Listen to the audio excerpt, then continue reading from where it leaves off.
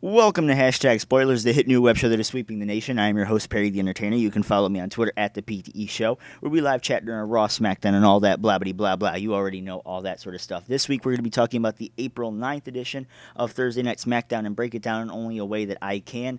A lot of big news stories coming out this week in the world of pro wrestling. Of course, we have the retirement of AJ Lee, the WWE's pretty much top diva, and how much impactful is her departure to the Divas division, and I think I'm going to make that video, if I even make a video on that. I have no idea.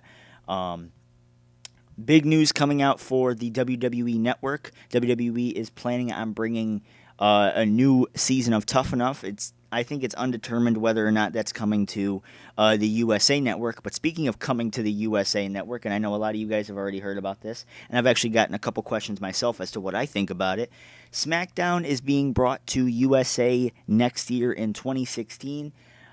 It's another big move. I mean, WWE already made the big move of changing SmackDown back over to Thursdays after like a 10-year gap. So it's going to be interesting to see what WWE has planned for SmackDown. SmackDown obviously is clearly the second fiddle show to Monday Night Raw, but it's going to be interesting to see if changing networks does change anything about the show, the attitude, the atmosphere, any sort of stuff like that. Because SmackDown, like I said, clearly is the second tier, second fiddle show to Monday Night Raw, and it looks like a lot of story building is being done on Raw for the main card stuff, while as for SmackDown, like for tonight, we're getting a lot of build up for the IC Championship feud and a lot of stuff for the mid card.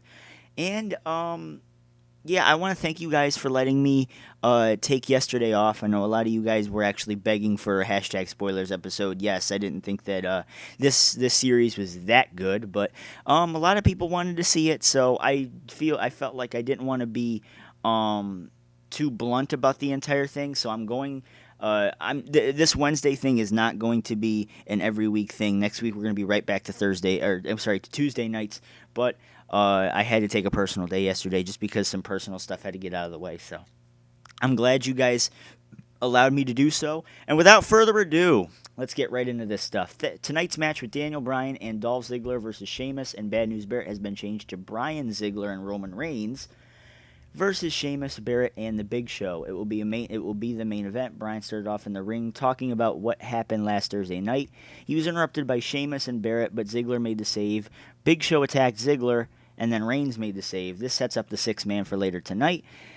It was said that Reigns got a bigger pop, or the biggest pop, but Daniel Bryan was very, very close. So this does not really. I mean, this surprises me a lot, especially over the last couple months, especially with all the fandom for Daniel Bryan slowly starting to deteriorate, and for some reason Roman Reigns got a huge pop tonight. So I'm not going to question what type of crowd we have tonight, but that is definitely a little interesting that Roman Reigns got the biggest pop of the night so far, especially over Dolph Ziggler. Especially, I mean, hell, you listen to Monday Night Raw and you listen to the reaction for Dolph Ziggler, and you think this guy's a draw. People love him, so you know if Reigns got a bigger pop than him, I really need to hear the real pop, because it's sure as hell WWE's going to probably try and edit it and make it fucking unhuman, insurmountable amount of cheers for him. But I want to hear what the real the pure video of it was for. I'm sorry I had to take a drink of coffee. I'm doing this at 11 o'clock in the morning because I love you guys so much, and wanted to put out this video. And but yeah, I mean, like I was talking about earlier, it looks like SmackDown, it's no surprise to anyone, this is the second fiddle show to Monday Night Raw, and a lot of story building for the mid-card championships is done on this show. And obviously, like I said, we got with Daniel Bryan and Bad News Barrett for the IC Championship at Extreme Rules. And of course, there's no doubt in my mind they're going to be putting Dolph Ziggler versus Sheamus on that show as well. It looks like Sheamus is going to be put over Dolph Ziggler, and I don't know. I have high hopes for this new heel Sheamus thing. Maybe we can see him as a real legit main eventer by the end of the year if WWE does not screw up with this push. And yeah, and like I said, for some reason I love heel Sheamus and everything, and I said this on my Raw review, but for the love of God, that look kills it. Just he looks so stupid. Oh my God. Okay. By the way, speaking of looks, I wanna kind of address this as well. Since now the WrestleMania is out of the way, changes are going to be starting to come to the channel, and of course to the shows that are on this channel. So the shows, of course, on this channel mainly being the Raw reviews and the SmackDown reviews, or hashtag spoilers. I'm sorry. This is not a review. This is a spoilers. Well, it technically could be a review. I don't know, but mainly, though, I am learning a lot more in Adobe Premiere Pro. So, what I do want to know from you guys, and if you guys made it this far in the video, I want to thank you. I do want to put more editing into these videos. Actually, you know what? Yeah, I'm gonna talk about it right now. I want to put a little bit more editing into these videos and make them actually enjoyable to watch, so that you're not just looking at a picture for 10, 15, 20 minutes sometimes. So I do want to put some editing into this video, but of course, with that being said, that would mean more of a exporting time and of course more time to actually edit the footage. So if I do want to put out a more well, not really more of an entertaining, but more of a better visual, it's going to take a bit longer to do. So if that's the case, the Raw reviews may have to be moved to maybe Tuesday or Wednesday, but I don't know. I'll make a video on that in the next couple days or so, because this is just off the first fucking thing of SmackDown. Let's keep going. Let's keep this ball rolling. The New Day come out with a mic and they get booed. No surprise whatsoever. New Day sucks chants start up when Big E takes the mic. WWE Tag Team Champions Cesaro and Tyson Kidd come out with Natalya to somewhat of a pop. They get the win in a good tag match. The heat for the New Day is definitely there now. So, again, no surprise that WWE is planning some sort of heel turn with the New Day coming in the next couple weeks. Let's see if this maybe adds some sort of edge or some sort of interesting point to the New Day, because a lot of us like to critique this angle, quote unquote, for being racist and very uninteresting. So we'll see if maybe a heel turn changes that for us, but I don't know. I cannot see into the future. I do not have a crystal ball in front of me, so that's going to be up to you guys. I think you guys are kind of the determining factor on if the New Day stays together or not. So whether or not a heel turn is in the works, I think it's still up to you guys whether or not the New Day's here, or it's a new day for the New Day when they break up or reach the unemployment line. So I don't know. I still don't like the fact that Tyson Kidd and Cesaro were still kind of, they're the strongest team in such a little pond. Like, it's so sad. It's so sad, because I mean, granted, these guys really aren't that good on the mic, but their wrestling ability still just makes up for it in the long run. So I guess, like I said, New Day's got a heel turn looking like in the future. Curtis Axel comes out to a good reaction for Axelmania. That thing's still going. I mean, maybe it's just getting a little old because WrestleMania is out of the way. Neville is out next to a big pop, and the NXT chants start up. Neville gets the win with the red arrow and was over. Does not surprise me at all. Neville's gotten over the last 2 weeks since his debut on the main roster, and I don't know. I don't know. Maybe it is because NXT just has a far more superior roster. Well, not even maybe. Why the hell did I say maybe? I apologize.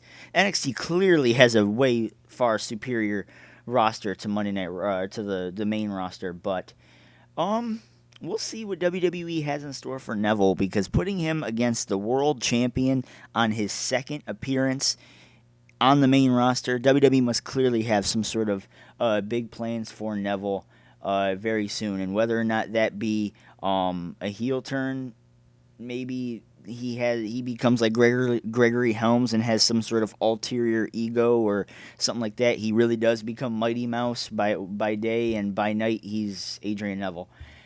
Backstage segment with Natalya, Alicia Fox, and Cameron. I'm sorry, Natalya. Why the fuck do you have to be in so stupid backstage segments with this shit? To set up a match, Alicia Fox disrespected Natalya in the locker room, and Natalya was upset. Natalya defeated Alicia Fox with Cameron. I'm sorry if I'm sounding so uninterested. I am seriously unfucking interested right now. With Cameron as the special referee, Natalia Blaze, Fox, blah, blah, blah, blah, blah, blah, blah. Nobody gives two shits about Cameron. I don't know why the fuck she still has a goddamn job. And speaking of Tough Enough, making a new goddamn season for Tough Enough, it's horrible to know that she was fucking part of it, and she has quite easily the most embarrassing moment in the history of Tough Enough, saying that Melina Alicia Fox is her favorite match. So pretty funny there. I just wanted to bring that up, but stupid match, stupid angle, stupid storyline, and fuck give Divas a chance. Bray Wyatt versus Eric Rowan is next. The arena lit up as Wyatt made his entrance. He cut a promo, but got the what treatment from a lot of the crowd at one point. Wyatt won what was said to be a good physical match, but Wyatt won easily. So, Wyatt's first match since losing to The Undertaker at WrestleMania. A lot of people question on whether or not that took a lot off of Bray Wyatt, a lot of momentum off of Bray Wyatt, and it's no surprise to anybody whatsoever that it is. But Bray Wyatt did cut a promo on Monday night, so it looks like WWE has a plan for Bray Wyatt over the next couple of months. And like I said, Bray Wyatt desperately needs a bounce back from losing to The Undertaker. And what I think he should have won. He should have won, and then Taker should have been just gone. But apparently Undertaker said he worked a fantastic match, and he wants to come back for Mania 32 in Arlington, Texas next year. So Bray Wyatt was just kind of a scapegoat, and he was just kind of fed to The Undertaker at the wrong time. So I don't want to necessarily say that Bray Wyatt is done. I don't want to say he's buried, because he's not. But I'm interested. I'm interested to see what WWE has in store for Bray Wyatt over the next couple of weeks, months, and hopefully years, especially if that ends up being, WWE Championship material. The Miz comes out for Miz TV with Summer Rae. Damian Sandow interrupts and gets a pop after faking a handshake. Okay. Maybe worse than the cheap pop idea. Sandow looks to apologize to Miz, but ends up knocking Miz down and then out of the ring. He grabs Summer Rae and kisses her to a big pop. She seems to enjoy it, and the fans definitely did. I'm sorry, for some reason, maybe it is because of the match. They had the match on Monday, and it was so bland. This feud's taken such a spiraling down. And I've said it before that I'm scared for the Sandow character, because he was so over as the stunt double. Now that he's out on his own and they kind of have to put the stunt double thing to rest, how exactly is Sandow going to get over as a babyface? And it looks just so stupid. I'm sorry, I don't know. Maybe it is because of the match that they had on Monday. And I'm reading this segment, and clearly, something's missing. Something's missing. I don't know if maybe it's the feud is dead. I don't know. I really don't know. But something is missing from this feud. It's lacking interest, at least from my perspective. I don't know about you guys, and that's saying a lot, considering I'm a Miz fan. I'm not interested in this feud, and I'm a Miz fan. And we wanted to see the Sandow turn and everything. And you know what it probably is, now that I think about it? It was because Sandow didn't win the Andre the Giant Memorial Battle Royal. I think that's why. I honestly think that's the reason why a lot of us kind of don't really partake this feud anymore. Because it was down to Sandow and Big Show at WrestleMania, and after Sandow threw Miz over and Big Show won it, I think that's what killed the feud. Actually, you know what? Now that I think about it, that's probably indeed what happened. So, ladies and gentlemen, if you are not interested in the Miz versus Damian Sandow and that feud, you can thank the Big Show for that. You can thank the Big Show for winning an irrelevant battle royal that just proves now he has a trophy to call himself a giant. Roman Reigns, Daniel Bryan, and Dolph Ziggler defeated Big Show, Sheamus, and Bad News Barrett. I'm sorry, if I could say something before I can continue. Why the hell do the babyface... Why the hell, when every time they do like a 6-man or an 8-man or a 12-man or a fucking 20-man tag team match, why do the babyfaces always have to win? Especially if it's in the main event. I'm sorry, maybe it's just because it's something I've noticed over the last couple weeks. I don't remember the last time during a 6-man tag that the heels won and looked strong to end SmackDown. And the heels controlled most of the match until Reigns got the big tab. The crowd went nuts after Reigns came in. The babyfaces get the upper hand and cleared the ring. Reigns hit a spear on Barrett for the pin. So No doubt, Reigns is over on SmackDown, but we're gonna see how this looks on SmackDown on Sci-Fi tomorrow night. And I want to thank you guys for tuning in to this week's edition of Hashtag Spoilers. I plan on adding a lot more stuff to this channel now that WrestleMania is out of the way. It's kind of like the big spring cleaning, well, not really spring additions to the PTE Show account. And I think that's going to do it for me tonight, guys. Thank you guys for tuning in. Thank you guys for allowing me to have my personal day yesterday. You guys will not regret it. And thank you guys so much for tuning in. Hit that subscribe button down there if you have not done so already. Also, go down the description box and follow me on Twitter at the PTE Show. And leave your comments and everything down in the comment section below. I'd love to hear what you guys think about this week's edition of Thursday Night Smackdown. And with that being said, I am out. Until next time, Perry the Entertainer signing out. Peace.